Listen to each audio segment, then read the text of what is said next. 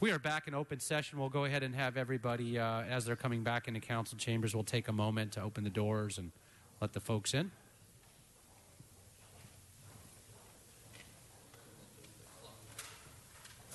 I was going to ask for one wide to be.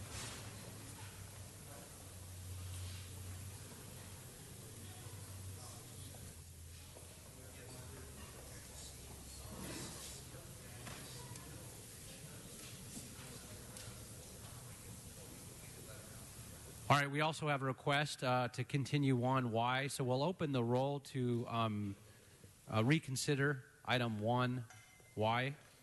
Close the roll and tabulate the vote. 15 ayes. All right, then that'll be continued for 2 weeks without objection. That'll be the order until March 30th. Mr. Harris-Dawson. Mr. Chair, I'd like to make a request to reconsider item 1B. The property is owner-occupied, so if we get a 30-day continuance. Okay, we'll go ahead and open the roll to bring that one back as well for reconsideration. Close the roll and tabulate the vote. 15 ayes. And that'll be continued till April 15th.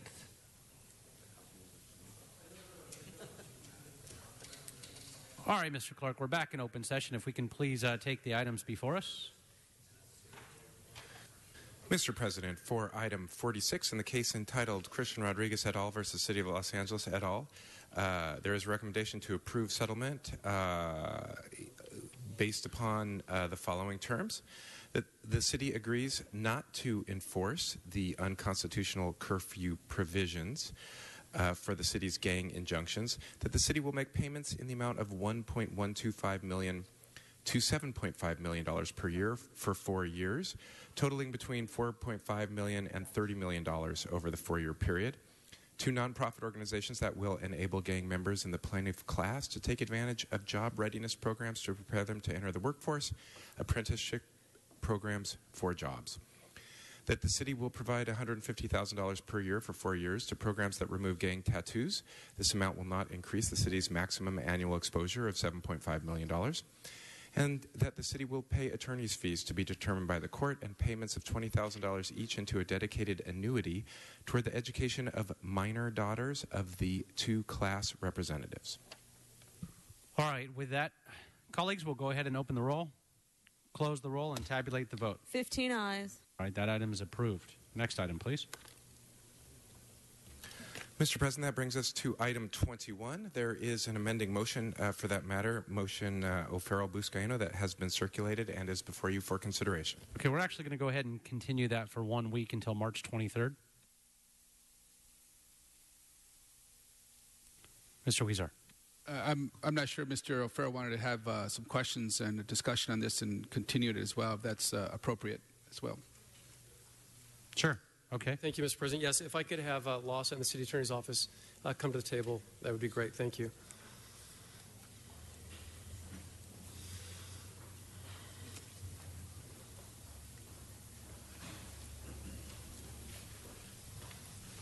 And it's important that we have this discussion because I think it'll inform the committee when it does go back to Plum next week. Thank you, Mr. Wizard. And we'll continue it here in council. Okay, I see. All right, so I'm glad we're having this discussion. Thank you. First of all, let me just, I want to thank Councilmember Huizar and Councilmember Marquise Harris-Dawson for their leadership and the City Attorney's Office for work on this ordinance that really calls out a special provision in this El Nino season that really never was, but still could be. We have maybe a little tiny window left. But the intent is good and important and really encourages the city to be very nimble when a calamity type weather event happens so that we can really quickly and without very limited red tape house those most in need. So I have some questions in relation to this proposed ordinance for both of you, and if you could start with LAHSA, please. If you could describe what LAHSA currently requires of facilities operating through the winter shelter program, and we're still in that winter shelter window until March 21st, I understand. Could you describe the habitability standards that are required the reporting requirements and the ability to provide services to clients, and the inspection process in relation to those standards in allowing any emergency shelter to open. Hello, I'm Kelly Pizzelli from LA Homeless Services Authority.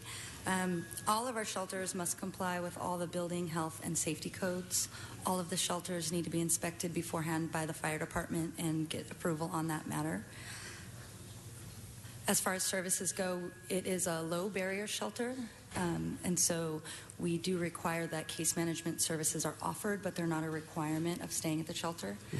We do have some reporting that we require from the service providers based on the case management services that they provide. What else? As far as inspections, LAHSA monitors the safety the safety of the shelters, but we rely on the building codes and the approval from those entities. So the existing building and safety codes on the facilities as they are before you occupy for an emergency shelter? Yeah, that's right. Thank you. And what has been the average capacity of the emergency shelters in the city In the this city, season? they average 80% full. Average 80%. And what are they currently? Like last night, for the city, I think between 80 and 90. I'm sorry, I don't so have between 80 and 90% capacity as of last night? Yes. Okay.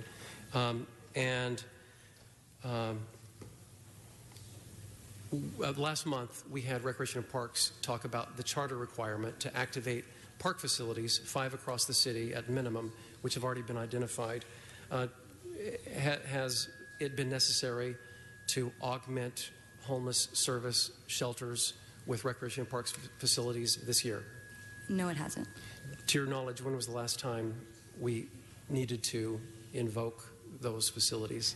I should clarify. We haven't augmented the city sites. The County of LA has a program, and we have activated those this season. And those were a couple of months ago, if I'm not mistaken, during that rain event that we had. Right. And in the beginning 7 of county January. shelters? Yes, And those currently aren't in operation. that's right. They're weather activated. Okay. And what capacity or what threshold needs to be reached for the emergency shelters in the city before we actually invoke the Recreation and Parks facilities So uses? there's weather criteria, wet weather or cold weather, and it's also based on the capacity of the current shelters. So if the current shelters, and it's regionally as well, so if the regional shelter is 80% full, then we would activate a county shelter. And then we discuss if the county shelter is 80% full, that's the augmented site I'm talking about, then we would open up the city shelter. Okay. And to the city attorney's office, as written, as this ordinance is currently written, does this ordinance require providers to go through a site inspection or certification process similar to what was just described to the process that LAHSA follows? As written, does this ordinance require providers the same set of instructions with the same requirements as written? So as written, Adrian Corsani, City Attorney's Office, as written, it requires compliance with the building code for your primary use. So it doesn't excuse you from any of the requirements that would apply to your church, your synagogue, or whatever your primary use is, because you're still using it for that purpose, and this is introducing a secondary dual use. It also requires compliance with the Fire Prevention's and Public Safety Bureau's cold and wet weather temporary shelters, which I believe are similar to the fire requirements that were referenced by LAHSA, where there's an occupancy limit. If you go beyond 49, then it triggers a different kind of process that I do believe requires an inspection. It also requires a 24-hour fire watch. And so those were changes that were actually requested by the fire department pursuant to the receipt of our Rule 38 letter. And which agency is in charge of conducting the inspection? So it's a self-certification process. The CAO's office, working with Building and Safety and Fire, is setting up a website so that the criteria is listed. We have to be informed of compliance 5 days in advance of actually activating the shelter that you're establishing on your site. You have to submit a site plan so the fire department can see where your beds are, so they know what kind of emergency they may be responding to, and so they can ensure that there is some compliance with their criteria. And then building and safety will get that information. So there's no proactive inspection of these sites, but there is a notification so we know who you are, where you are, so that in an emergency you can be responded to effectively, and also if there are any complaints, building and safety can go out So it's based on the honor system in advance of opening effectively. by ordinance? Okay. And are there any limitations to the hour of operation? There are no limitations to the hour of operation embedded in the ordinance. Again, your primary use is still what governs the use of your site. So it would be fact-specific to whatever limitations are on the property by condition of approval. And there is currently a system in place, and that is the 7 county shelters open, which then could possibly trigger the charter requirement that city park facilities open at least 5 of them, possibly more, but at least 5. According to the ordinance as written, would that process just be set to the side, and this process would have jurisdiction over the existing process? Is that accurate? Although they sound similar and apply to the same demographic, they don't operate to the exclusion of one another. So this is really allowing those private property owners to affect this dual use if they so choose. But that program still exists and would not be interrupted by the existence of. But it is separate. This new ordinance is completely separate from the existing process. Yes. Right? Nothing would trigger this ordinance kicking into place, except we would just simply be adopting it as is right now, and then the new process would be in place, and it would be just completely different and separate from the existing process. Correct. They'd run in sort of parallel tracks. Let me ask you why that is. Why would we adopt an ordinance bypassing an existing process? Is it accurate to say that there would be no notification to the neighborhoods and in any zone that the El Nino shelter program went into? There would be no upfront management and maintenance requirement or detail to just be based on, well, here's how we're going to do it, and then you get the permit to operate. Yeah, that is the policy decision that's before the council. Back in November when we had the initial homelessness discussion, one of the elements of the motion that was ultimately adopted was amending sections 1280 and 1281 of our code, which is our current winter shelter crisis ordinance. And in that request to our office, it was asked that we remove seasonal limitations and streamline it as much as possible. Because of the El Nino phenomenon that was expected and not knowing how the timing would be through CPC, we also provided this ordinance as an option for this particular time period to do effectively the same thing. This would also serve as a sort of pilot program in a way to allow us to do data gathering.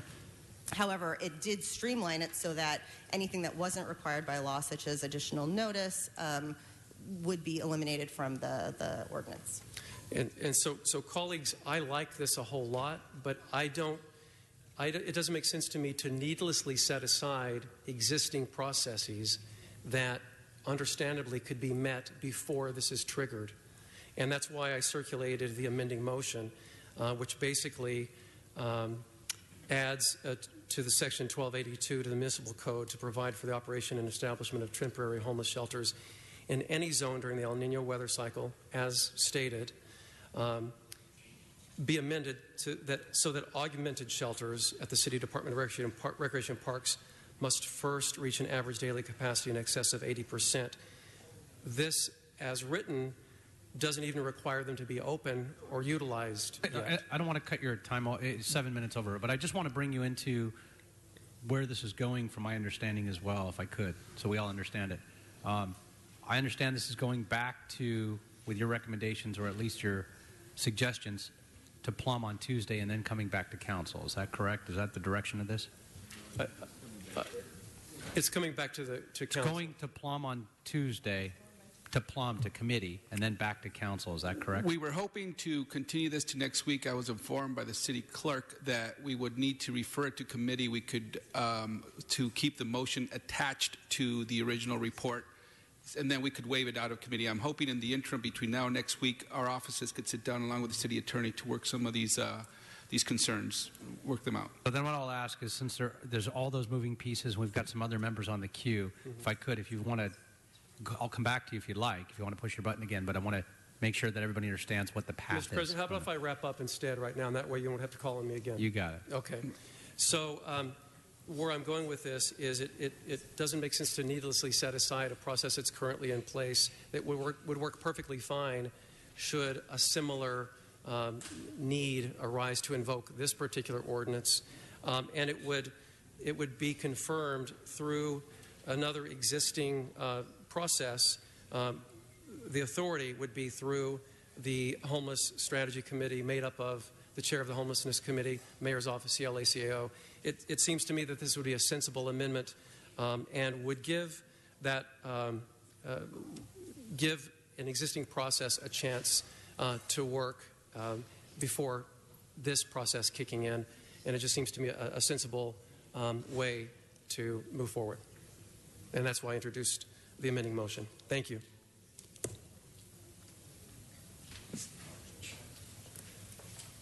All right, Councilmember Bonin. Thank you, Mr. President. Thank you, colleagues. I want to rise. I'm actually I'm opposed to the amendment, and I want to explain why. A little over a month ago, to great acclaim, to great self-congratulation, we approved a homelessness strategy plan, 62 items here in the city of Los Angeles.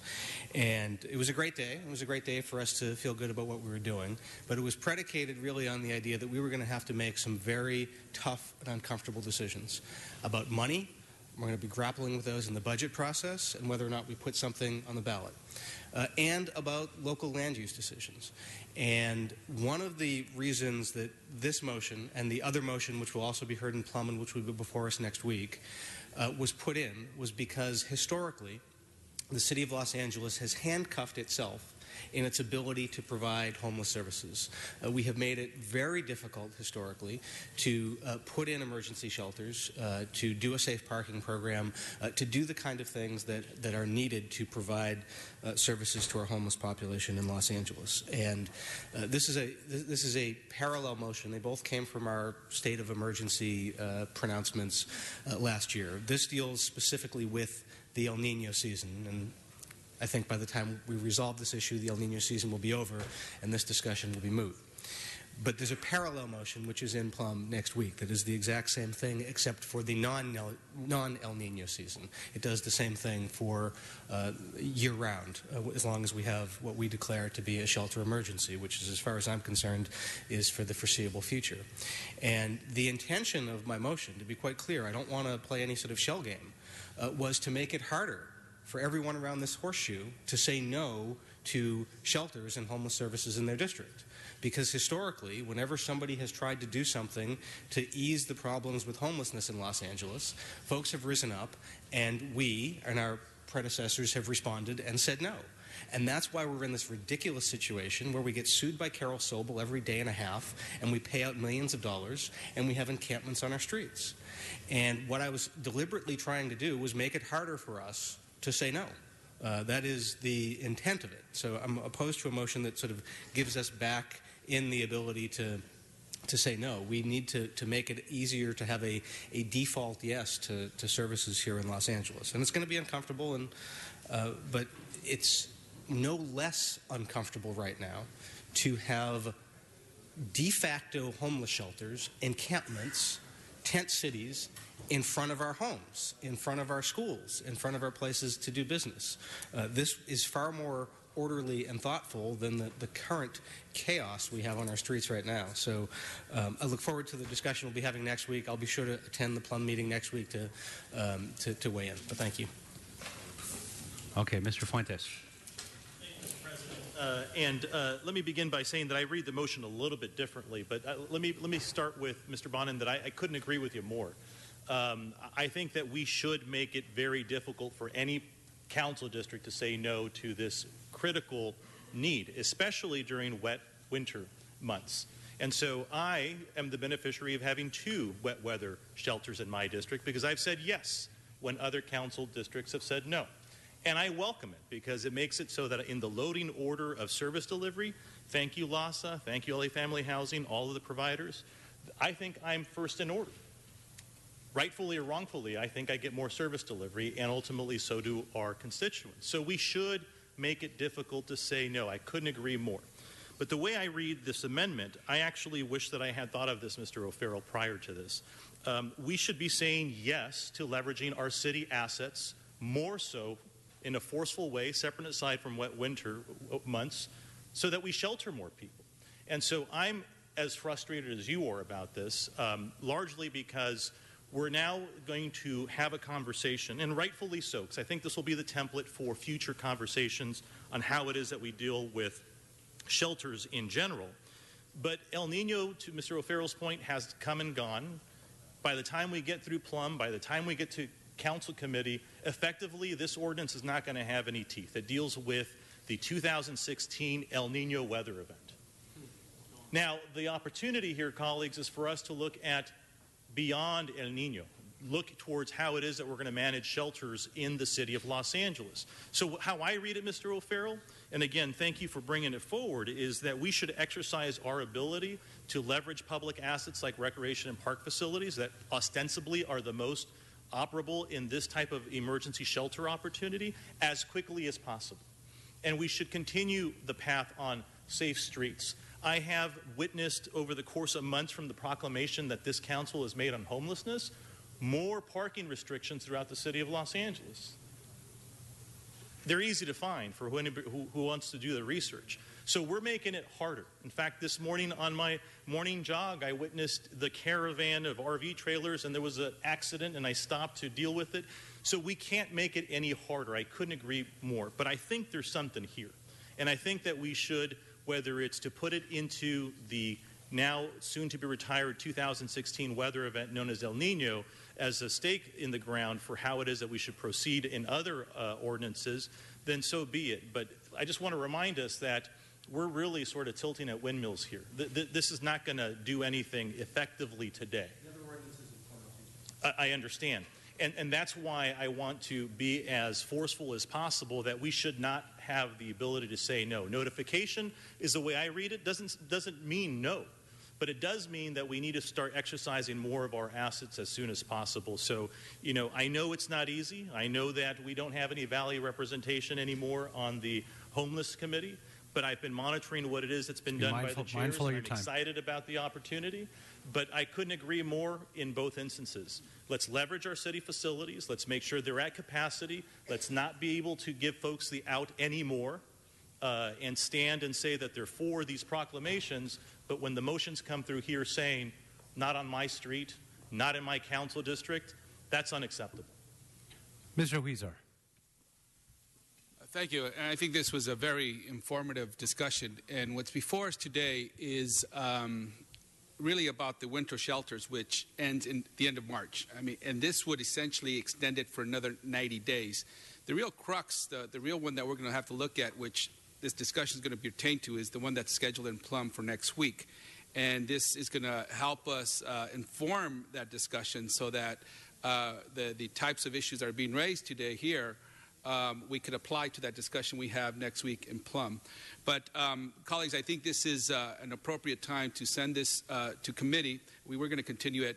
We could send it to committee, attach with a motion, and hear both items at the same time. That would give us the long-term shelter crisis and the changes we're making to our ordinances there and what procedures we need to take to expand those, make them our public facilities more available, and if some other nonprofits religious institutions want to open themselves up, how do we do that? What procedures are in place? Should we be at capacity in our public facilities, which is a great issue that was brought up by Mr. O'Farrell. That long-term process and that discussion will take place in Plum, but it will be appropriate to send this one back to committee. It will inform that long-term planning that we have for emergency shelters throughout the city. So, thank you. All right. So the action then now will be to send those items to Planning and Land Use Committee. And then when that's complete, to send it back here. All right. So that'll be the action of that item. And I believe that probably clears most of the agenda. Pardon me. Mr. President, so for clarification, you're referring the matter back to the Planning and Land Use Management Committee. Did you also wish to instruct the clerk's office to schedule this matter for next Wednesday, or? Yeah, we can go ahead and do that, assuming we get it through Plum. And we can always continue it if we don't. So we'll go ahead and instruct the clerk to put it on for next Wednesday as well. Very good, sir. That would be the 23rd. That will be the 23rd. That is correct. All right, that should clear the desk. We have items for posting and referral. We have general public comment, which we'll get to in a minute as well. So we do, sir. Post and Items refer those. Great. Daniel, still here? Gone. Eric? Mr. Previn? 1 minute for general public comment for items that fall within the purview of this body, please. 1 minute is impossible. It's Eric Previn from CD2. The First Amendment item that you introduced earlier, Mr. Englander, you need to provide comment in the future if you're going to pontificate like that. Waste Management, who got a presentation today, gave, thank you, $50,000 to the LA County Sheriff boosters in Antelope Valley for taser acquisition, which is very disturbing because that's an Englander, Knabe and Allen firm. And I just find, thank you, Mr. Fuentes, for honoring them. YMCA Youth in Government is a group that has worked very closely with you, sir, gave them a lot of money. This group over here, Mr. Krikorian, gave them the opportunity to have no debate, even though they should have, because it's their purview with our community in CD2. And instead, he awarded them some ceremony activity right after the election. And finally, I would simply say that you should look into this homeless concern. They have a program where you can keep restrooms open by putting a certain kind of restroom. Boston Crapper is what to look into. They do it in Cambridge. It's very interesting, Mr. Bonin, as you know, because you don't want people doing bad things in a restroom, but you do want them to have access to such a thing. This is a program that at our Parks and Rec we could be deploying and should be deploying. So thank you very much. Mr. Walsh, for 1 minute.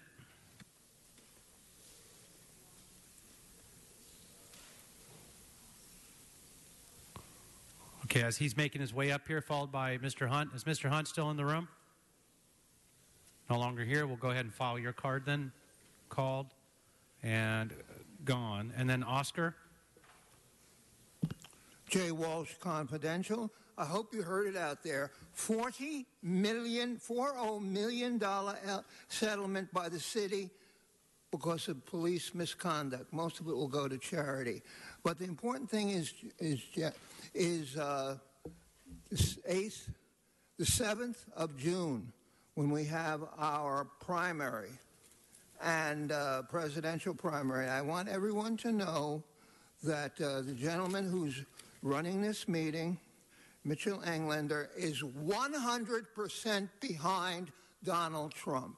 He's in favor of this racist scumbag, this man who calls Islam a gutter religion, this man who says all Islamic... It's not under the purview of this body.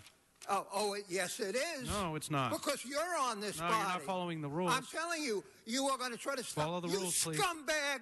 Thank you. All right. Oscar, you're disrupting this meeting, sir. Do you want to leave? You can do that. I'll wait for you to sit down, Mr. Walsh. Oscar, good afternoon. Thank you for your patience, sir. Muhammad, but African-American people need African-American authority over them. We need people that one that can care for us, because the political system do not represent Black America. We should end Skid Row, that violent place downtown that's a war zone. And if you stand too close to the curb, the policeman will run you over. If the policeman don't run you over, the people on the MTA bus will run you over. We should have fair distribution of the wealth. In some type of way, we don't distribute the wealth fairly, though. We should find a different structure to the way we're doing things. We should invite more Black America for more leadership than we have today. But we see how disconnected we are with dignity in Los Angeles with the African American youth today. We should find a way so we can bridge some type of responsibility for our youth and seek we look for a better tomorrow. But Islam is the best religion. Thank you very much. And I believe that now clears the desk. We're completed with public comment. Colleagues, do we have any announcements? Seeing none, do we have any adjourning motions? I'm looking around. We have one by Councilmember David Rue. If we can have everybody please stand and council chambers and have conversations on the side quiet, if we could, please, for a moment, for adjourning motions. Councilmember Rue. Thank you, Mr. President. Colleagues, today I would like to adjourn our meeting in memory of Sharon Sherry Capp, who recently passed away from her battle with cancer. Sherry was born on March 31st, 1947, and lived in Sherman Oaks. She studied at Cal State University Northridge and earned a bachelor's and master's degree in education. After college, Sherry operated child care facilities at CSUN, CSU San Bernardino, as well as other nonprofit organizations. More recently, Sherry served as administrator for the law offices of Howard Capp. Sherry was a strong believer in education, family, and service. She was a tireless volunteer in her community, and Sharon is survived by her loving daughter, Stacy. May all our thoughts and prayers be today with the family and friends of Sherry Capp. May she rest in peace. All right, thank you very much, Mr. Weezer. Thank you, Mr. President and colleagues. I ask that we adjourn today in memory of someone whose father actually helped dig up the ditch, so to speak, for this beautiful building we call City Hall. This person's father would go down with mules and take in the soil and bring it up, and they created the base for this beautiful building here in Los Angeles back in the 1920s. And I wish to adjourn in memory of my uncle and godfather, Abdon Weezer. He's a brother of my father, and after a long, courageous battle with pulmonary disease, at 87, he passed away peacefully. Excuse me. I knew I couldn't get through this. Apologies. He was born on August 25th, 1928, in Los Morales, Jerez, Zacatecas, Mexico, the oldest son of Salvador Weezer and Josefa Bañuelos. He was a loving and faithful husband of 65 years to Maria de Jesus Carrillo. He attended Ramon Lopez Velarde Elementary School. Like many in that village, only got up to the 3rd grade. And at a young age, he worked in the fields, helping his father plant and harvest corn.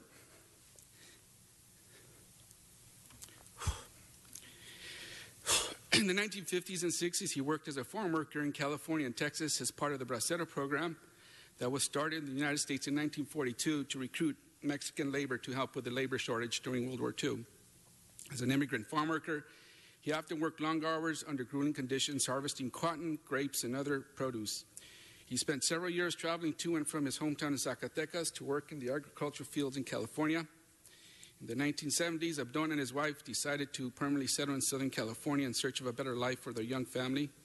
They made their home in Boyle Heights for over 40 years. During many of those years, Abdon worked as a machine operator in a mattress factory alongside his brothers, my father, Simon, and his other brother, Luis. He had a strong work ethic and was always recognized by his supervisors as a responsible, dedicated, and exemplary employee. He was employed by the same company for over 30 years until he retired at the age of 67. He lived in Hacienda Heights for the past 11 years with his wife, daughter, and grandson. He was a strong and caring person who always helped others in need. He knew how to enjoy life and loved to spend time outdoors and at family gatherings. At family weddings and birthday parties, he always had a story to tell or advice to share with his grandchildren and nephews. It is in those occasions that he learned a lot about our history and the life he spent as a bracero here in the United States, and stories about my grandfather coming back and forth to the United States as a young man. He enjoyed listening to Mexican music, especially boleros and tamborazo. And I think Nuri is the only other person who knows what tamborazo means here. She's also from Zacatecas. Abdon could often be found with his loyal four-legged friend Coco, a rambunctious and protective Chihuahua resting on his lap or by his side. He battled pulmonary disease for the last several years of his life. He fought every step of the way, never accepted defeat, and lived his life to the fullest. He was a devout Catholic who found comfort and healing in his faith. He will be remembered for his quiet strength, integrity, generosity, kindness, sense of humor, and infectious smile. Abdon was a devoted husband, loving father and grandfather, and dedicated uncle and friend who left an indelible mark on the hearts and minds of many. He is survived by his wife, children, Joel and Leticia, 6 grandchildren, Manuel, Araceli, Omar, Victor, George, and Aaron, 9 great-grandchildren, Victoria, Cassandra, Giselle, Alexandra, Brianna, Edwin, David, Adrian, and Jacob, brothers Gilberto, Primitivo, Juan, and Margarito, and many other family members and friends. Abdon was preceded in death by his sons Jorge and Raul, and brothers Sotero, Luis, Enrique, Angel, and my father Simon. He was a good man, a great Nino to me. He will be missed dearly. And the